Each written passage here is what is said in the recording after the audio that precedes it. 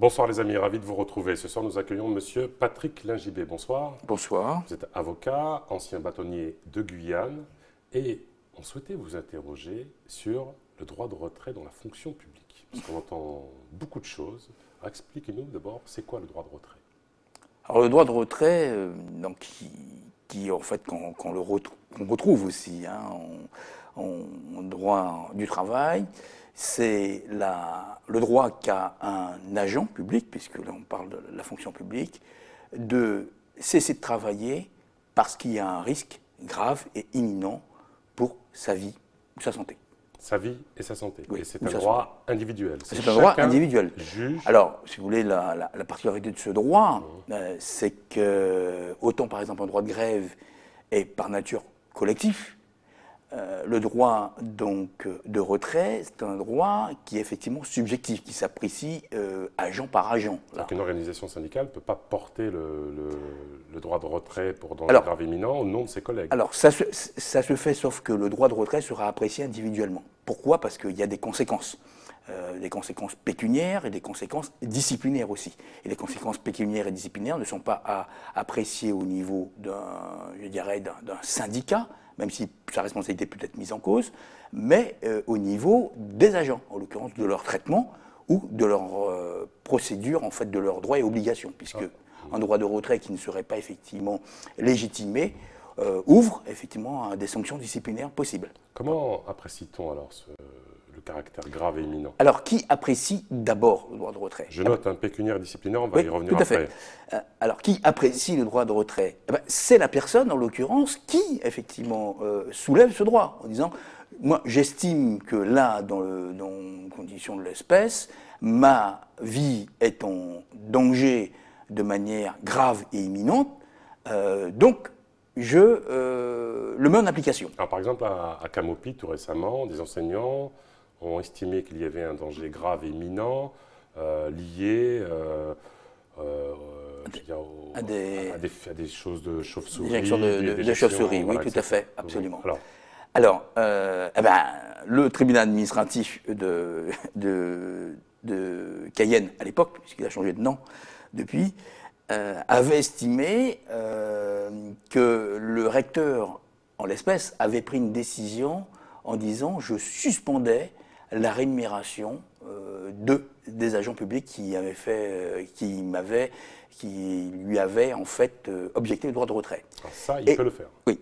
Alors, le tribunal administratif a considéré que le recteur ne pouvait pas le faire sans avoir lancé une enquête préalable. Et donc, le tribunal administratif a annulé la décision du recteur. Il y a eu un appel. Le Conseil d'État a justement infirmé en toutes ses dispositions le jugement du tribunal administratif de Cayenne et a considéré que le droit de retrait n'était pas légitimé. Alors, je fais porter la décision, qui est intéressante d'ailleurs dans son considérant.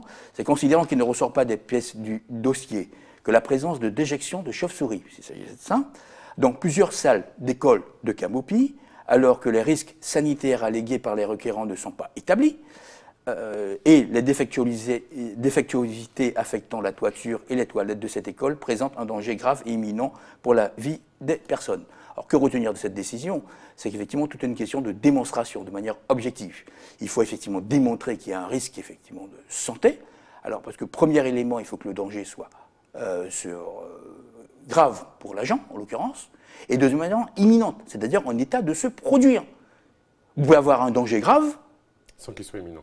Sans qu'il soit imminent. D'accord. Et souvent, ces deux conditions sont difficiles à réunir. D'ailleurs, on a le cas de Camopi, c'était ça. Est-ce qu'on peut dire, parce que souvent l'actualité guyanaise est émaillée de conflits liés notamment à la fonction publique, est-ce que vous, qui êtes un expert du droit public, vous pensez qu'une majorité d'entre eux sont justifiés en termes de droit? Non. Souvent, alors... Vous n'allez pas vous faire que des amis, mais... Non, écoutez, on est dans la pédagogie. J'ai toujours été dans la pédagogie, je suis auteur, effectivement, depuis plusieurs années, j'ai toujours pris mes responsabilités, donc il n'y a aucun souci là-dessus. Et je fais du droit, rien que du droit.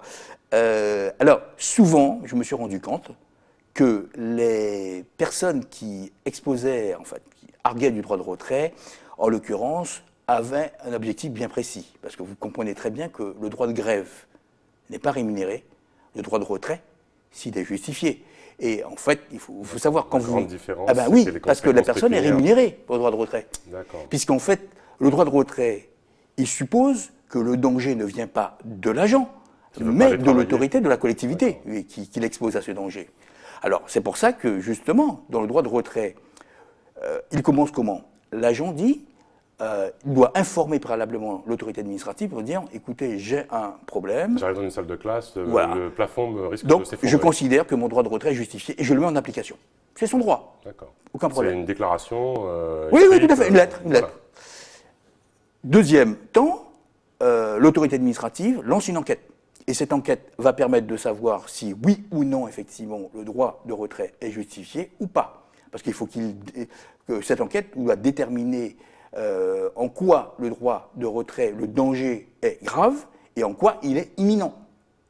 Et il faut savoir que les conséquences, justement, on parlait de conséquences pécuniaires, de conséquences disciplinaires, si le droit de retrait n'est pas justifié, dans sa dangerosité, dans son caractère d'imminence, qu'est-ce qui se passe?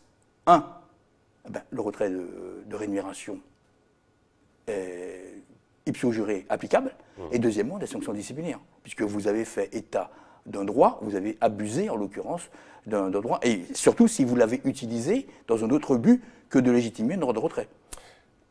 Si jamais le débat se situe entre l'agent et l'autorité, certains disent voilà, le plafond risque de s'effondrer, et l'autorité arrive en disant bah non, moi, mes experts me disent que vous pouvez continuer à travailler. Comment ça se passe après? Qui décide? Écoutez, l'administration enjoindra à l'agent de travailler. S'il refuse, ça sera assimilable à ce que le juge administratif appelle un abandon de poste. D'accord. Ah oui, parce que, alors il faut savoir que lorsque vous recevez, un agent public reçoit un ordre, il est obligé de l'exécuter, sauf si deux conditions sont réunies, et je peux vous dire qu'elles sont extrêmement difficiles. Un, il faut que l'ordre soit manifestement, le terme manifestement, illégal. Deuxième condition, de nature à compromettre un intérêt public. Ça veut dire qu'à part de commettre une infraction pénale, puisque la jurisprudence illustre, depuis un arrêt de 1944 du Conseil d'État, vous avez pratiquement une obligation d'exécuter l'ordre reçu. Alors, si par exemple, on vous enjoint d'aller travailler à tel poste et vous ne le faites pas, c'est assimilable à un abandon de poste. Alors, vous avez toujours la possibilité, excusez-moi, de effectivement poursuivre la décision devant le juge administratif, en l'occurrence. Dernière petite question, parce que ça intéresse beaucoup de nos téléspectateurs. On dit souvent qu'il y a une reprise du travail conditionnée au paiement des jours de grève. Est-ce que ça, c'est quelque chose qui se négocie en interne? Non. Alors, rapide, parce qu'on arrive à la fin de l'émission. Tout à fait. Les clauses qui prévoient dans les protocoles d'accord de fin de grève la rémunération de jours de grève en matière de fonction publique sont nulles et de nul effet. Nullement aveuglées, parce que le Conseil d'État rappelle, et le juge des comptes rappelle qu'effectivement, on ne négocie pas sur des fonds publics et en l'absence de services faits. Voilà. Merci beaucoup, Maître Najibé, d'avoir participé à cette émission, pour vos éclairages. Les amis, les programmes continuent sur ATV. Attention, Chambered.